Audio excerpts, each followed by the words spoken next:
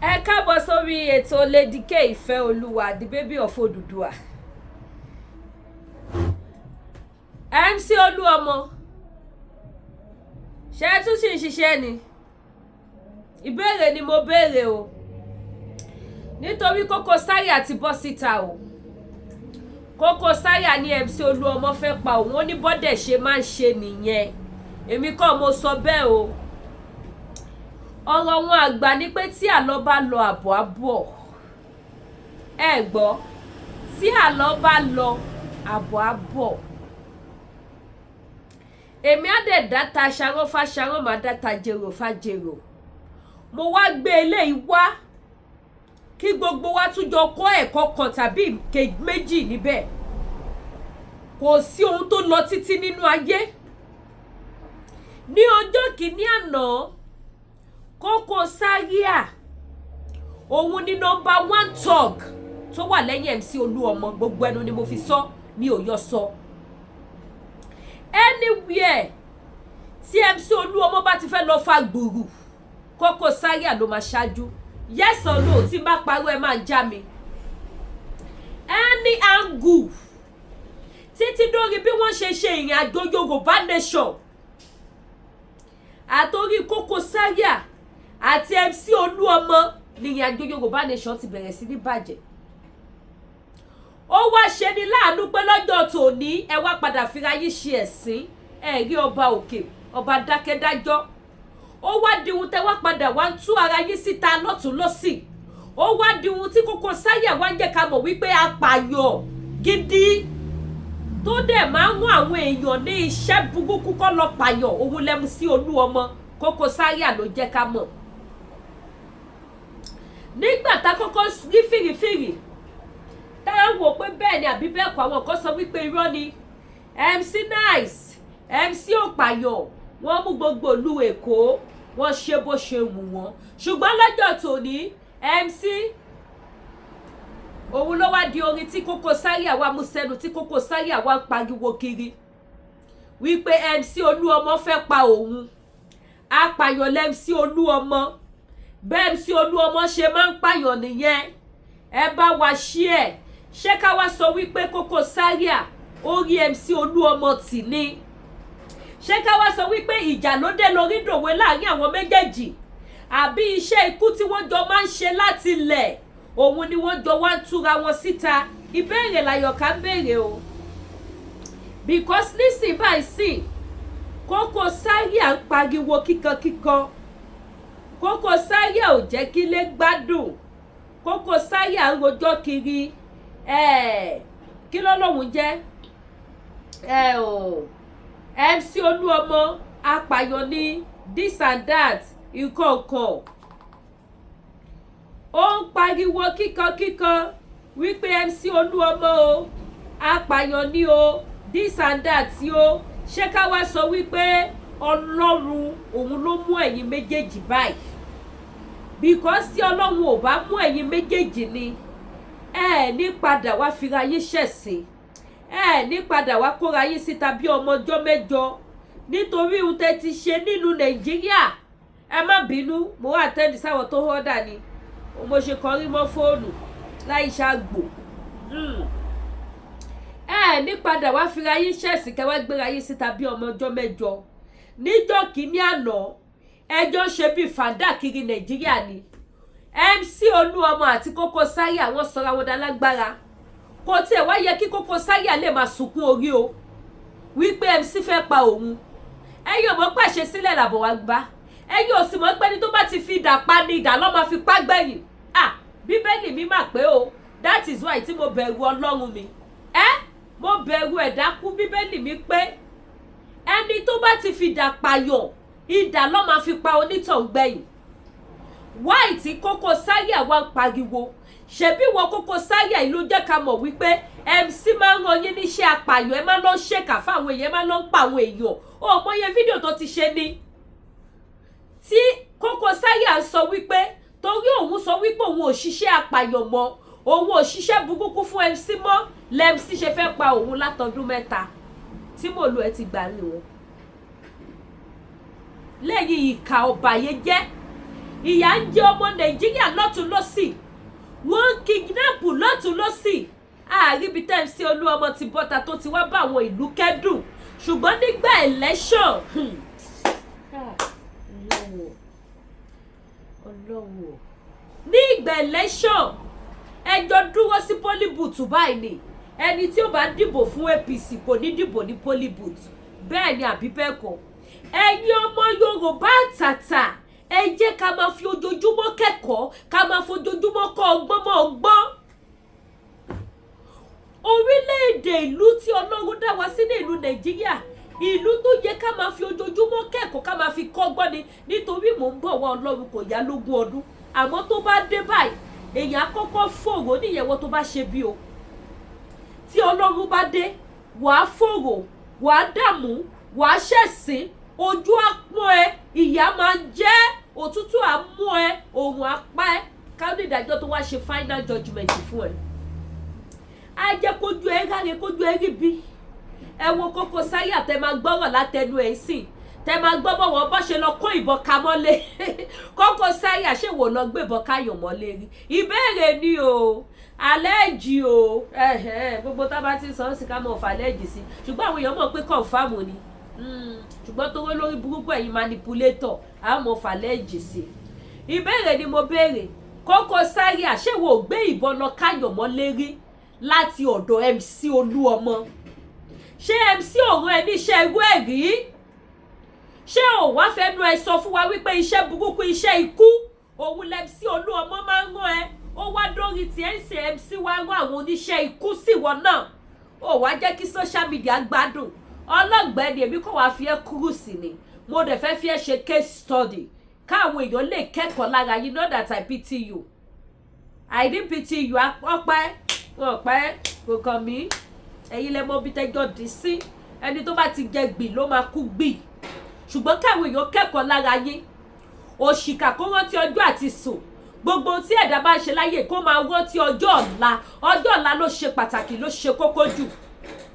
ọjọ́ ọ̀la tí èmi àti yóò mọ bí ilẹ̀ yẹn ṣe máa mọ́ bóyá ó máa mọ́ ní dúdú ni bóyá ó máa mọ́ ní funfun ni bóyá òrùn ló máa bá dé bóyá òjò ló máa bá dé àwọn sáyẹ́ńsífìkì gan wọ́n wò wọ́n rí ṣe wọ́n wò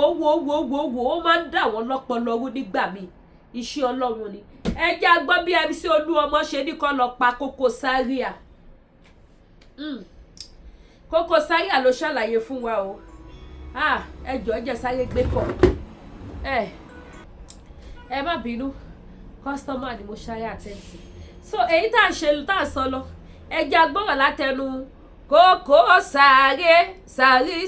Zaria àwọn apààyàn cancus iṣẹ́ tó ti ṣe fún MC rí ni so bẹ́ẹ̀ MC bá wá ní kọ́ lọ ṣe kíní yẹn fún wọn náà mi ò bó lẹ́sẹ̀ ẹnu ṣùgbọ́n káwọn èèyàn ti ara yín kẹ́kọ̀ọ́ òun ló jẹ́ kémi gbé wá o ẹgbẹ́ ẹ bá wa ṣí ẹ bá wa láìkì o ṣe mọ̀ pọ́rọ̀ Lady K ẹ̀gún ni ó máa ń gún wọn ẹ má jọ rìpọ́ọ̀tù péjì wa o ẹgbẹ́ ẹ bá wa like ètò yìí kẹ́ bá mi ṣí ẹ jẹ́ káwọn èèyàn kẹ́kọ̀ọ́ ìwọ tó bá lò fi ṣiṣẹ́ bí nínú Nàìjíríà yẹn kò lọ títí iṣẹ́ ibi tí wọ́n lò ẹ́ fi ṣe yẹn náà ló máa padà pa ẹ́ tí ò bá wá pa ẹ́ á padà fàyè mú ẹ̀ wàá rí fìrìfìrì ayé láti pàṣẹ wípé kí ni ìwọ náà ti bá wọn ṣiṣẹ́ bí wọ́n ti lò ẹ́ fi ṣiṣẹ́ bí rí bí ọ̀rọ̀ Nàìjíríà ṣe wà nìyẹn kò le rárá fàájì ní ọ̀rọ̀ Nàìjíríà ò le kò gbáriwo as you lay your bed you will sleep on it ohun tó bá ṣe ló máa gbà bó bá dẹ̀ ṣe tẹ́bẹ̀ẹ́dì ẹ ló ṣe máa sùn sí tó bá tẹ́bẹ̀ẹ́dì á pé yes ó fẹ́ so ohun ìyè wá so ohun ìyè tó bá tẹ́bẹ̀ẹ́dì wípé ohun kú ló fẹ́ padà sùn láyé ẹ tó ti pàwọn èèyàn ìwọ náà máa padà kúkú ẹ̀sìn ò lè so ohun àlàáfíà òun lọ́gọ́ Nàìjíríà yẹn ẹ jẹ́ agbọ́rọ̀ ẹ jẹ́ bá mi like ẹ bá mi share ojú òní tí ẹ dẹ̀ bá mi comment bóyá àti connect MP ní sùúrù jẹ́ connect MP yes it's a connect MP ó yá. Good day everyone. Ẹ káàárọ̀ ẹ káàsán ẹ kúrọ̀lẹ́. Ògbẹ́rẹ́ tí mo mi rí tẹ́ fún mo lóyún fọ́. èmi ọmọ yín náà ní Gani Àyìndé táwọn ọmọ sí Koko Zaria ọkùnrin Zagaza American boy ṣòlò níbàjẹ́ o gbogbo ẹ̀tẹ́ nífẹ̀ẹ́ mi káàkiri gbogbo àgbáyé Ọlọ́run máa nífẹ̀ẹ́ yín o. Ìkọ̀kọ̀ ló ṣẹlẹ̀ láti òru ìjẹta tí màá jẹ́ kó yé ogun ayé òní kan mọ̀. Àwọn èèyàn kan ló ń lépa ẹ̀mí mi láti bí ọdún mẹ́ta ń sìn àwọn Ọlọ́run bá wò fún wọn ṣe. Ìmọ̀lẹ́ gbọ́pọ́n ní kí wọ́n sún lé mi. Tọ́ bá jà ní Kétu àwọn bọ́ọ̀sì wà lọ́dọ̀ mi wọ́n máa ka wọn bí wọ́n jà lọ́jọ́ ta wọ́n jà káàkiri lẹ́yìn rẹ̀ ilé mi náà rán wọn bọ̀ wọ́n ti ń plan ẹ̀ láti bí ọdún méjì kan wá sún lé mi àmọ̀ràn wọ́n ti máa ń ṣe nìyẹn tó bá ti ń bá ẹ̀rọ jà ní kéèyàn kú láyé ni bí wọ́n bá ayé ẹni yẹn jẹ́ kíkẹ́ ni ẹ má jẹ́ ọkàn mọ́ ni ẹ bá dẹ̀ rí wọn èèyàn gidi lẹ́ bá pè wọ́n ti ń rán wọn oríṣiríṣi àwọn èèyàn wa wọ́n ti rán àwọn ọmọ kan wá sún lé mi bí ẹ̀bẹ̀ta wọ́n ti rán àwọn ọmọ kan bún ìwájú ọ̀dọ̀ mi so eléyìí wá bẹ́ẹ̀ láti bí ìjẹrin wọ́n ní wọ́n bá wọn jà ní wọ́n ní sáàdì orílẹ̀ olùdíjọ́ kejì nìyẹn níjẹrin wọ́n ṣe wá bí nìyẹn àwọn ọlọ́mọ tó jókòó síta tó kọjá lọ wọ́n ṣá gba ọmọ yẹn aṣọ tèmi lè lè gba ọlọ́pàá wọ́n ṣe fitted wọ́n ṣe fọ́ ọlọ́pàá sógúnlẹ̀ ẹni tẹ́ bá jẹ́ pé sáìsì mi lè lò òun lè lè wọ́n jà ní mọ́foríkù wọ́n jà lórí ilé wọ́n jà lẹ́nu ilé kí ló kàn mí ilé mi wà lẹ́yìn kíkún kí n lọ bí iṣẹ́ wọ́n ti ṣe àwọn òun ràn mo lọ rìpọ́tù fún gbogbo ọlọ́pàá kan báyìí láti bí ẹni mo ti ń gbọ́ wọ́n fẹ́ asùn lé mi wọ́n fẹ́ pààrọ̀ sọ́dọ̀ mi wọ́n ṣe gbogbo everything èdè kan rìpọ́tù fún àwọn ọlọ́pàá yìí bẹ́ẹ̀ ni mo rìpọ́tù fún ọlọ́pàá bá kìí dé Akínpẹ̀lú ọlọ́pàá Akínpẹ̀lú mo rìpọ́tù fún ọlọ́pàá Akínpẹ̀lú pẹ̀lú ọlọ́pàá sógúnlẹ̀ ìwọ tó lọ ìmọ̀ sọ gbogbo ọlọ́pàá bàtà ọlọ́pàá wá gbọ́ ọ̀nìkan láwọn ọlọ́pàá wà lọ́dọ̀ mi every time bóyá di alẹ́ ìjẹta nìyẹn mo ń ṣe kámẹ́rà ládùúgbò mo ń ṣe kámẹ́rà sí street gbogbo tó ṣe òye mi lójúmọ́ fẹ́ sún lé mi wọ́n fẹ́ wá pa mí kí n kúrò lé mi àti wọ́n kúrò lé mi wọ́n fẹ́ wá pa mí wọ́n á sì kí ní kò ẹ bá fẹ́ pa mí ẹjẹ́ kí ní fẹ́ pa mí mi ní kúrò lé. ẹjẹ bẹ́ẹ̀ mi ṣe ẹ̀wẹ̀ ní dààmú o ẹ wá láṣọ o sọ́mọ́ pírọ̀dù láwà mo ló ti àwọn bọ́ọ̀sì èmi pẹ̀lú àwọn bọ́ọ̀sì mẹ́rin làwọn ní tíkọ́ lọ́dọ̀ máa lọlé. bàbá dé after 12 táwọn ẹ̀ ṣe gbogbo ìdílé ọ̀rẹ́ dé nìyẹn wọn kò mọ ọ̀kadà wọn tó bẹ́ẹ̀ jọ bó ṣe wọlé lẹ́nu kan paná bẹ́ẹ̀ sì yìnbọn sínú ilé gbàgbàgbàgbàgbàgbàgbà wọn bẹ̀ wọ́n ní street wọn bẹ́ẹ̀ sì yìnbọn fẹ́ sẹ́ni wíyẹ gbàgbàgbà fọ gíláàsì mọ́tò jáde àwọn apá ẹni èèyàn kan lọ gà èèyàn kan ló rán wa àwọn apá ẹ dànù ni wọ́n pariwo ìjọba ìdí máa jáde sí wọn. ìfúnga àwọn ọlọ́pàá tó wà ládùúgbò wọn wò pé kí ló ti ṣẹlẹ̀ báyìí ọlọ́pàá àkọ́kọ́ dúró níbi sáìdì bí kan pé kí ló ṣẹlẹ̀ ọ̀rọ̀ pípa ṣe pípa ọlọ́pàá ìwọ̀n fúnra wọn lọ́dọ̀ bí tó wà tó lọ yìnbọn fáwọn ọlọ́pàá. owó tún ni ọlọ́run tó ju gbogbo ẹ̀dá lọ bí tó lọ yìnbọn fọlọ́pàá ọlọ́pàá lọ ti dá ló ẹ tó jó lórí wọn òun ẹ máa lórí àwọn ẹ máa rí tí máa táàgì ẹ̀mú fídíò yìí ẹ tó jó lórí wọn ni mẹ́jọ ni wọ́n mórí wọn tó mọ̀ wá pé táwọn tí mo paná tí mo dúró bẹ̀ so mo dúpẹ́ lọ́wọ́ gbogbo ọmọ Òṣòdì mo dúpẹ́ lọ́wọ́ ọ̀gá náà alókìbọ̀ lórí gbogbo Òṣòdì tuntun ọlọ́run tó fi ẹ́ síbẹ̀ òní jábọ́ ọ̀gá dúró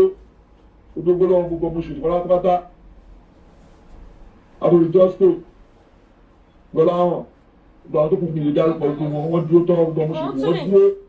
gbogbo lọ́wọ́ olórí wa alókìbọ̀ òní jábọ́ ó dúró tó pàṣẹ nínú ẹ̀dá gbé lọ ìgbà ọlọ́pàá dẹ̀ ṣe dáadáa ẹ̀ ọmọ Òṣòdì kan tó ń ṣe nìyẹn o wọ́n ṣe nìyẹn o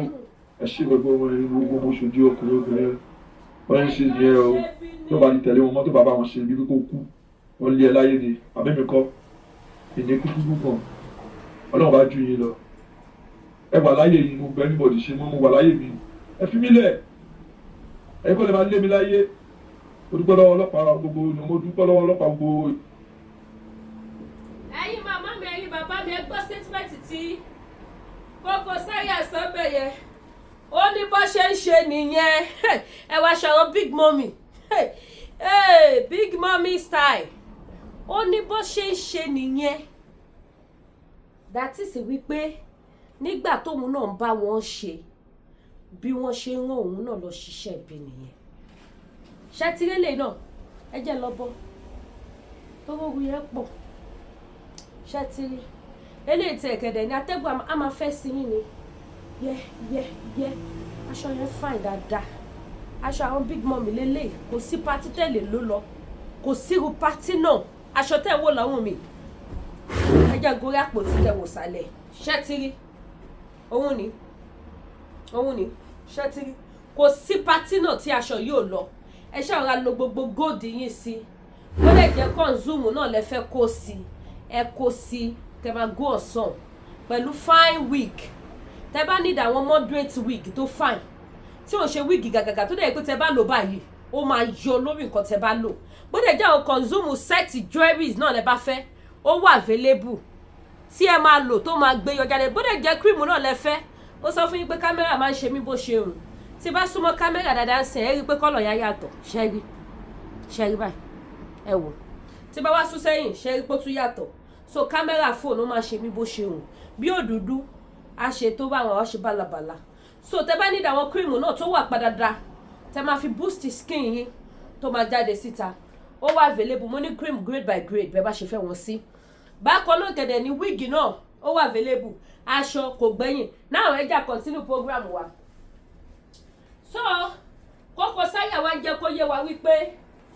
bí wọ́n ṣe máa ń ṣe nìyẹn dàtí sí pé ìgbà tóun náà sì bá wọn ṣe bí wọ́n ṣe rán òun náà nìyẹn láti lọ máa ṣiṣẹ́ ibi wọ́n jọ ń ṣiṣẹ́ ibi ni wọ́n rán òun náà níṣẹ́ ibi iṣẹ́ ìkà iṣẹ́ apààyàn iṣẹ́ rádaràda ó wá padà yí bíríbírí ó wá yí kàn ó wá fẹ́ cascos lára tiẹ̀ náà ó wá kọ̀ kò fẹ́ kọ́ cascos ẹ gbọ́ ṣọ́ máa ṣàyè bẹ̀ who does that ìyèdè lúwo nìyẹn grammar yẹn bo ló ti wá you dish you collect òun lọ̀rọ̀ tó wà nílẹ̀ ìyẹn dúró bẹ́ẹ̀ Koko Zaria tún ni wọ́n fẹ́ sùn lé òun Koko Zaria ni wọ́n fẹ́ sùn lé òun ẹ bá ń bí pé ṣówó tó mọ́ ló fi kọ́lé ṣé kìí ṣe owó jàǹdùkú owó iṣẹ́ ibi òun ló fi kọ́lé iṣẹ́ wo ni Koko Zaria ṣe tó ṣí hòtẹ́ẹ̀lì tó wọ́ọ̀tì 500 million iṣẹ́ kí ló ń ṣe oníwẹ́dà ní ẹ ìjó mọ́ bí panel peter dẹ̀ ló pé rẹ nínú fídíò kan tó ṣe tó fi tú àṣírí wà tẹ́mc tó fi sọ bẹ́ẹ̀ ṣe dẹni tó wá gbalẹ̀ lóṣòdì tẹ́ fi dẹni tẹ́ ó fẹsẹ̀ rinlẹ̀ lóṣòdì ibẹ̀ ló ti sọ irúṣẹ́ tó ń ṣe àti irúṣẹ́ tẹ́mc náà ń ṣe kó tó di wípé ọlọ́run gbà fún yẹn wá bẹ̀rẹ̀ sí ní fàyè ní àwọn èèyàn lára ẹ wá ń jayé káyé ibẹ̀ náà ló ti jẹ́ ká mọ bí MC ṣe ń dó gbogbo ìyàwó yẹn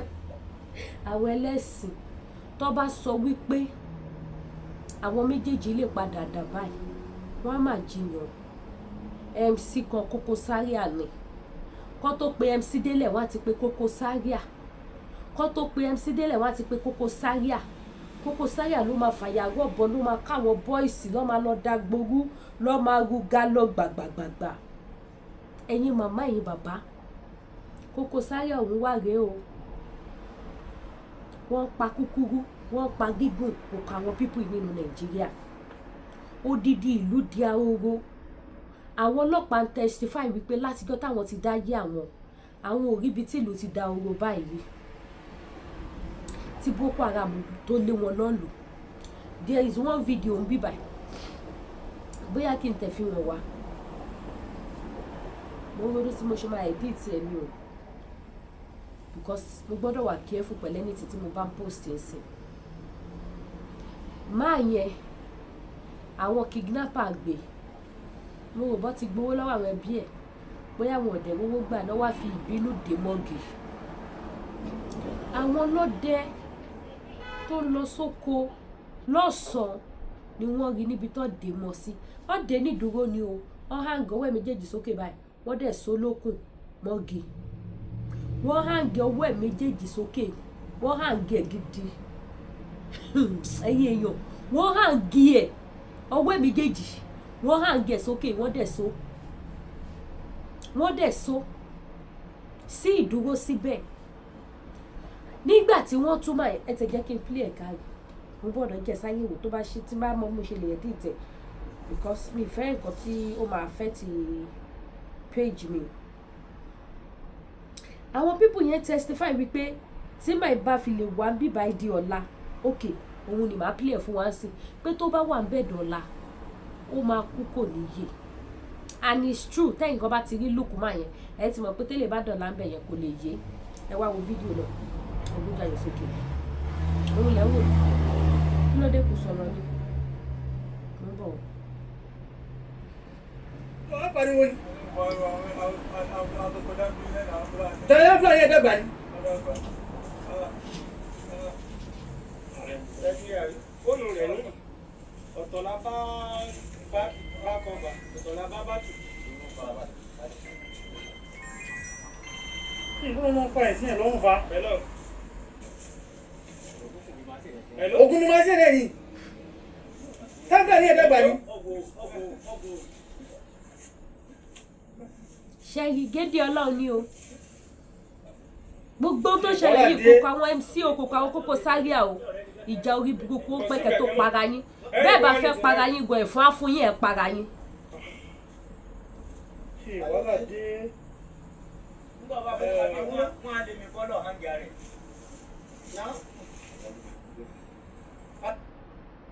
Tí ẹ bá fẹ́ para yín fídíò náà lẹ ti wò yẹn ìyá mi ẹ̀yin bàbá mi odidi géńdé ọlọ́run tí ẹ bá fẹ́ para yín sẹ̀ ìṣẹ̀dá gbogbo àwọn tíyà ti jẹ mọ́yà wọn tẹ́ ti pa lórí election mọ́yà wọn tẹ́ ti ṣe lọ́ṣẹ́ ni wọ́n wá bọ́ sítánsì wọn pariwo pé MC fẹ́ pẹ́ wọ́n fẹ́ dáná sunlé ibo ló ti rówó tó fi kọ́lé ọ̀hún ṣówó tó mọ́ ni ṣeṣẹ́ ògùn tó làágùn tó ṣiṣẹ́ òtótó tí kì í ṣeṣẹ́ apààyàn àfipá gba ohun olóhun àwálá nìbò ṣé kì í ṣe bí tó ti rówó nìyẹn ni ìbéèrè tí ó fàjà ṣé kìí ṣe ibi tó ti rí owó nìyẹn ni ó wá síbi ó wá sọ fáwa wípé wọ́n fẹ́ pa yín wọ́n fẹ́ pa ẹ́ ó pẹ́ kán tó pẹ́ ẹ̀yin mọ́mì mi ẹ wá ra aṣọ ṣé kí n tún display ní aṣọ sí ẹ wá bá mi rajà o ojú òní tì yín o ojú ò gbọ́dọ̀ tì mí o ojú ò gbọ́dọ̀ tì mí ojú òní ní ti ẹ̀yin náà ẹ wá ra ohun tí mo tà ṣé gbogbo ẹ̀yin tẹ̀lé ń patronize mi anyway mo mọ̀ pé gbogbo tí mo bọ́ lọ sọ ní kọ́nà ó máa fàṣẹ sí gbogbo yẹn máa rí ìyanu ọlọ́run gbogbo ẹ̀yin tẹ̀ ń patronize mi tẹ́jẹ̀ kójú kó tì mí ẹ máa ráàánú gbà ògo yá túbọ̀ máa fọ ọ ẹ túbọ̀ wá bá mi rajà mi mo ní tẹ́ bá fẹ́ cream tó máa jẹ́ kí skin yín kó glow kó má dàbí pé mo ń ṣe show off ni if you really see my skin anyway ṣàkíní mi transparent dáadáa ẹ wo ó glow no be for mouth if you see the skin look at the skin ẹ kàn wò látara aṣọ ó glow ó clean nice cream màá recommend ẹ fún yín if you see my leg gbogbo ẹ ó mọ́ ni tónítóní bára yín ṣe máa mọ́ nìyẹn tí ò ní sí àbàwọ́n kankan if you want me to recommend cream for you either owó kékeré lẹ́ni owó ńlá lẹ́ni I will recommend for you and trust me ẹ máa like cream tí bá recommend fún yín ó máa ṣiṣẹ́ dáadáa lára yín kò ní fún yín ní skin patches ẹ̀ ní patches lára gbogbo ara yín báyìí ó máa mọ́ dáadáa ni tó máa fine tó máa clean kò sí nǹkan tó ń jẹ́ ifo cream kò sí nǹkan tó ń jẹ́ ìlà kò sí nǹkan tó ń jẹ́ lápàlápà kò sí nǹkan tó ń jẹ́ black spots gbogbo ẹ máa clean ni tó bá dẹ̀ jẹ́ face yín nìkan ni mo ní àwọn cream tẹ́ lè lò fún face ẹ̀yin mọ́mì mi ẹ ti lo cream tẹ́tí wá rí the other side of result lójú yín ẹ má làágùn jùlọ ẹ má lo cream olówó ńlá sí mọ́ ẹ come for cream olówó kékèké kẹ́ fi pe skin yín yẹn padà tẹ́ bá dẹ̀ fẹ́ cream olówó ńlá but my advice yín ẹ lo àwọn cream kékèké kẹ́ fi pe face yẹn padà sí kó dáa tó bá ti wá dáa tán ẹ wá lọ fún big cream mi nítorí pé mo fẹ́ gbowó lọ́wọ́ yín mo ní face cream mo ní $100 mo lọ ní $50 mo lọ ní $20 face cream nìkan no soap o no oil o no lotion o $100 mo ní but I will advise you face tó bá ti dípò ti ní error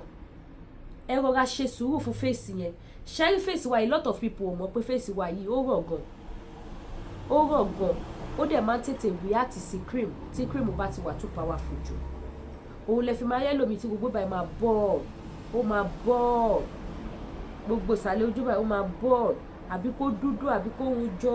àbí kó pọ́n gan bí ẹ̀jẹ̀ ṣẹ́rẹ́ yìí tí fèsì yìí bá ti wà bẹ́ẹ̀ yẹn ẹ jẹ́ sọ àṣírí fún yín ẹ rọra lọ gẹ́ẹ̀tì BB Clear this cream tẹ́ ń wò yìí ẹ lọ gẹ́ẹ̀tì ẹ̀ BB Clear ṣẹ́rí tẹ́ bá fi cream yìí tẹ́ bá máa fi lò within 1 week to 2 weeks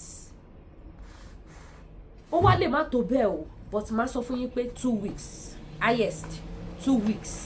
tẹ́ bá máa fi lò ẹ rí pé face yín yẹn máa change á bẹ̀rẹ̀ sí ní jáde padà tẹ́ bá padà like yẹn face yín á jáde tẹ́ máa ṣe kí ni tẹ́ máa like face yín ó máa fún yín ní good results tó bá ti wá bá yín pé skin yín padà wá ọ̀kẹ́ lọ fún gbogbo nìṣe ṣé rí gbogbo nìṣe yẹn àwọn tó mọ̀ ló ń lò bẹ́ẹ̀ ni mo sọ fún yín ṣé rí ìbáwò yín kí kúrú náà kó ti wà ní ìdí yín ẹ lọ fún gbogbo nìṣe ìbáwò yín kẹ́ ti lọ dóko abẹ́ dóbò ẹ wá ti ní infection tó ti wá di èélá àbí di whatever sí gbogbo ìdí yín àbí kúrú náà àbí anything àbórí oko yín wá ló ń bó ló ń ṣe bákanbákan ẹ lọ try ẹ lọ get cream gbogbo nìṣe it's very cheap I also have it here kódà ó ti fẹ́ tán because kò ń dilẹ̀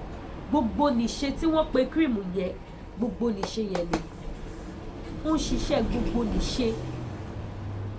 àwọn ẹlòmíì gan ti sọ di body cream because tẹ́ bá lo òun nìkan kò ní jẹ́ kẹ́ ní rashes kò ní jẹ́ kẹ́ ní anything tí ò dá ní skin yín ó máa jẹ́ kí gbogbo skin yín kó jọ̀lọ̀ síbẹ̀ kò ń bóra o kò dẹ̀ ń dúdú ara mi ní parọ́ fún yín kò ń bóra kò ń dúdú ara ó kò wà fún bígbà téèyàn bá fẹ́ repair skin èèyàn tó ti damage òun ni gbogbo nìṣe wà fún ṣé wá rí this BB Clear wà fún face tó damage kẹ́ fi repair and it's very very good gbogbo BB Clear yìí kò ju pé ṣe ní lọ òun ni kónkóló ló wà nínú ẹ̀ kónkóló ni by the time tí ẹ bá máa fi lo ẹyọ kan tán ẹ̀yin gan ti máa mọ̀ pé yes ẹ ra cream wọn ò ní kọ́ yín kẹ́ tó order sí bó ṣe rí kónkóló yìí mo fi ọwọ́ ẹ̀ sọ àyà mi fún yín ní BB Clear face yẹn á clear á mọ́ ló tẹ́ bá ti ní cream tẹ́lẹ̀ tẹ́ ṣì ń wò bóyá yóò ṣiṣẹ́ kò ṣiṣẹ́ ẹ rọra ṣe kí ni mo pè ẹ rọra party for the main time kẹ́ wá gbọ́ṣẹ́ lè wò same thing gbogbo ní ṣe then mo tún ní àwọn another cream tó bá jẹ́ pé face yín ti dúdú ó dẹ̀ tún ti wá ní black spots ẹ wá ní the cream tẹ́ máa fi yọ black spot yẹn kúrò tí face yá tó wá pupa ẹ trust me ẹ máa bọ̀ wá ó wà available ajẹ́bidán tó confirm ó wà available tẹ́ bá rí pé àwọn cream mi yẹn ti fà lágbára Ọlọ́run by next week á tún fúlù sí ọjà mi tó ti wà lọ́nà because I sell better cream ẹ má lọ ra fake cream ẹ má fojú commonize cream tí bá fún yín mo recognize cream kan fún mọ́mì kan wọ́n ní lady kí o dẹ̀ ṣọ́ pé cream tó ń lò ní mo ní nǹkan tí mo ń lò nìyẹn wọ́n lókè bá mi send ẹ̀ mo send ẹ̀ sí wọn tí bá sọ fún yín pé wọ́n tún ti order wọ́n làwọn ò fẹ́ kó tán káwọn máa wá kiri mo lẹ́ni time tẹ́ bá fẹ́ máa bá lọ́dọ̀ mi wọ́n nínú ṣáàjẹ́ ìrà pamọ́ sílé táwọn bá ṣe ń parí yẹn báyìí àwọn aya tún bọ́ sórí yẹn táwọn bá dẹ̀ tún ṣe ń bọ́ sórí yẹn báyìí wọ́n tún máa rà mí pamọ́ àwọn ò change cream mọ́ ẹ má jẹ́ kí àwọn tó ń lo filter kọ́ máa tàn yín that is why I don't use filter tẹ́ bá rí mi lórí TikTok mo máa ń lo filter and not all the time ẹ̀kọ̀ọ̀kan lórí TikTok but see me on YouTube Facebook mi ò ń lo filter àfi tí mo bá ṣe fídíò lórí TikTok tí mo upload ẹ̀ sí orí YouTube mi àbórí Facebook nìkan lè máa rí sign filter bẹ́ẹ̀ kí dẹ́ ṣe gbogbo ìgbà because I want to use my natural skin natural beauty to advertise my business ọjà tí mo ń tà ni mo ń lò so why tí mi wà nílé advertise tí màá ṣe lọ máa tan fítà tan náà tan gbogbo ẹ̀ sára kó wá ṣe yànyànyàn because iná máa ń deceive bí iná ṣe máa ń deceive èèyàn téèyàn bá lọ raṣọ ní ṣọ́ọ̀bù àwọn ìyá aláṣọ lẹ́kọ̀ọ́ tó máa tan náà bí 100 sára léèsì tó gbogbo ẹ̀ máa kọ́ mọ̀nàmọ̀nà nígbà bá gbedele tán náà máa wọ̀ rakọ̀ ẹ̀ nílé dá padà mọ́ bẹ́ẹ̀ náà ni cream that is why tí ò bá ṣe alẹ́ ẹ̀ lè rí mi kí n tan náà tí n bá tan náà gan lálẹ́ kì í ṣe náà rẹpẹtẹ níwọ̀nba ni so ẹ̀yin tẹ́ bá need àwọn cream tó dáa ẹ pè mí now back to spiritual items àdúrà ló ń gbà agbára kọ́ gbogbo ẹ̀yin tẹ́ bá need àwọn nǹkan àdúrà ó wà ń bí o ẹ má lọ sọ́dọ̀ àwọn wòlíì tó máa gbégbé kúgbé lé yín lọ́wọ́ ẹ má lọ sáwọn wòlíì tó yẹ pé ọ̀tọ̀ ní kọ́tẹ́ wá lọ́tọ̀ ní kọ́tẹ́ máa gbà ẹ má lọ sọ́dọ̀ àwọn 419 I have seen a lot máa wáyè níjọ́ kan máa wá kánsẹ̀lẹ̀ yẹ̀yọ̀ nípa àwọn wòlíì èmi ò kàn fẹ́ mi ìfẹ́ máa ṣe gbogbo orúkọ bẹ́ẹ̀ mo nǹkan tí mo máa ṣe tẹ́lẹ̀tẹ́lẹ̀ nìyẹn kan tó gbé mi lórí social media nìyẹn not Yorùbá Nation kan tó gbé mi lórí social media nìyẹn but nígbà tí mo dẹ̀ ti drop wọn but I will still go back to it ṣá màá máa ṣe lẹ́ẹ̀kọ̀ọ̀kan ṣẹ́rí tí ẹ bá wá wòlíì jù ọlọ́mọ ìkẹ́yọ̀ padà rí ìlú kúrì ẹ jẹ́ kí n filẹ̀ bẹ́ẹ̀ sọ èyí tẹ́ bá ní ìdáwọ̀ nǹkan àdúrà tí kò ní repercussion kò sí client mi tó máa ní mo máa fi fóònù lóhùn kiri pé ẹ máa tún sanwó báyìí o ẹ máa tún kò sí client tó máa sọ pé nítorí òun pè mí o wípé tó àdúrà òun ti gbà o mo wá bẹ̀rẹ̀ sí ní gbóhùn ní condition mo wá bẹ̀rẹ̀ sí ní sọ pé ohun tó kàn sí lẹ́yìn tádùá yìí ti gbà sí kí gbogbo ẹ lè máa lọ dédédédé ó tún níṣẹ́ kan tí màá gbé wọṣẹ́ sí yín ẹgbẹ́ wo I don't do it ẹlòmíì gan máa ti send gift sí àkáǹtì mi gan tán kí n tó mọ̀ pé ara àwọn customer tán náà ń gbàdúrà wọn ni so if you want anything spiritual items and you have belief in God because gbogbo nǹkan tèmi orúkọ Jésù mo fẹ́ gbé ránṣẹ́ sí yín gan orúkọ Ọlọ́run bàbá ọmọ ẹ̀mí mímọ́ ni màá tún fi send ẹ̀ bá ṣe ń gbé fún wọn bí tán máa ti send ẹ̀ báyìí màá tún ti fi ẹ̀mí ọ̀hún ọkàn mi màá tún ti fi gbàdúrà sí pé bó ṣe ń lọ yìí ojúkójú ò gbọdọ̀ wó ọwọ́kọ́wọ́ ò gbọdọ̀ gbé iṣẹ́ yìí ò gbọdọ̀ bàjẹ́ màá bá fẹ̀mí rìn so if you know you want anything spiritual items contact me is available àgbà tó bá lómi nínú kò ní pariwo mi ní ìdá tí wọ́n máa display wọ́n máa jẹ́ kíní nǹkan tó mọ̀ pé yes Christy lọ́ba if you have belief in God fine and if you don't believe in God no problem so bó ṣe jẹ́ nìyẹn ẹ má gbàgbé láti bá mi subscribe kẹ́dẹ̀ bá mi like our African food ní agbára Ọlọ́run gbogbo ẹ̀yin tẹ́ fẹ́ ra ẹ̀fọ́ ugu I'm expecting it by weekend ẹ̀fọ́ ewúro efirin àwọn ẹ̀fọ́ àwọn Yíbò lóríṣiríṣi anyway ṣá by weekend mo expect àwọn ìjà wa kan mi ìmọ̀ tó máa kọ́kọ́ dé nínú wọn so tó bá ti dé I will let you know àtàwọn ẹja mi ìmọ̀ bí ó máa dé for this weekend but very soon ṣá ọjà wa máa dé ó yẹ kó ti dé láti last week àmọ́ tó ṣẹlẹ̀ pẹ̀lú ọ̀rọ̀ shipping this time around ó ti ń pẹ́ jù so bó ṣe jẹ́ nìyẹn ẹ ṣé gan mo dúpẹ́ ẹ bá mi share ẹ bá mi love ẹ bá mi like ojú òní tí wà ní ìní wà wá tí ẹ ṣe kù ẹ wá lo cream kẹ́ máa glow dàbọ̀.